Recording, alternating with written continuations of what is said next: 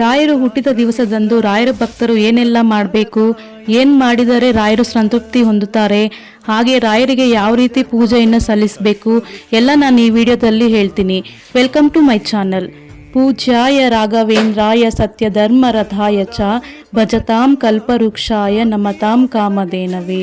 ರಾಯರು ಹುಟ್ಟಿದ ದಿವಸದಂದು ನಾವು ಏನು ಮಾಡಿದರೆ ರಾಯರನ್ನು ಸಂತೋಷಗೊಳಿಸಬಹುದು, ಏನು ಮಾಡಿದರೆ ಸಂತೃಪ್ತಿಗೊಳಿಸಬಹುದು ಅಂತ ನಾನು ಈ ವಿಡಿಯೋದಲ್ಲಿ ಎಲ್ಲ ಮಾಹಿತಿಯನ್ನು ತಿಳಿಸ್ಕೊಡ್ತೀನಿ. ರಾಯರನ್ನು ಸಂತೃಪ್ತಿಗೊಳಿಸಲು ಅತಿ ಸರಳ ಮತ್ತು ಎಲ್ಲರೂ ಮಾಡಬಹುದಾದ ಪೂಜೆ ಬಗ್ಗೆ ಹೇಳ್ತೀನಿ.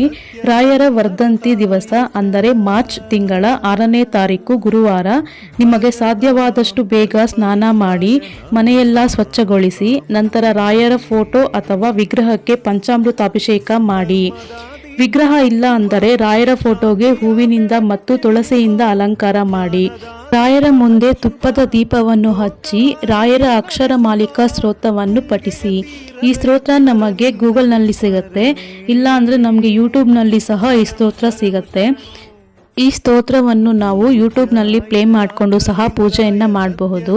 ಅಕ್ಷರ ಮಾಲಿಕಾ ಸ್ತೋತ್ರ ಅಂದರೆ ಆ ಇಂದ ಅಹವರೆಗೂ ಬಳಸಿಕೊಂಡಿರುವಂತಹ ರಾಯರ ಅಕ್ಷರ ಮಾಲಿಕಾ ಸ್ತೋತ್ರ ಆಗಿರುತ್ತೆ. ಈ ಸ್ತೋತ್ರ ಬಹಳ ವಿಶೇಷವಾಗಿರುತ್ತೆ. ಈ ಅಕ್ಷರ ಮಾಲಿಕಾ ಸ್ತೋತ್ರದ ಶಕ್ತಿ ಎಂಥದ್ದು ಅಂದರೆ ಇದನ್ನು ನಾವು ದಿನನಿತ್ಯ ಪಠನೆ ಮಾಡಿದರೆ ನಮಗಿರುವ ಎಲ್ಲ ಕಷ್ಟಗಳು ದೂರ ಆಗುತ್ತೆ. ಅಂತಹ ಮಹಾನ್ ಶಕ್ತಿಯುಳ್ಳ ಸ್ತೋತ್ರ ಇದು.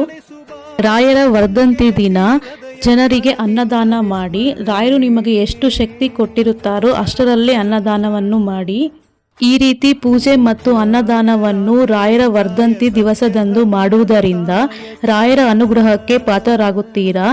ನನ್ನ ವಿಡಿಯೋ ನಿಮಗೆಲ್ಲ ಅನುಕೂಲ ಆಗಿದೆ ಅಂತ ತಿಳಿಯುತ್ತಾ thanks for watching my video and ಈ ಥರ ಮೋರ್ ವಿಡಿಯೋಗಳಿಗೆ ನನ್ನ ಚಾನಲನ್ನು ಸಬ್ಸ್ಕ್ರೈಬ್ ಮಾಡಿ. Thank you.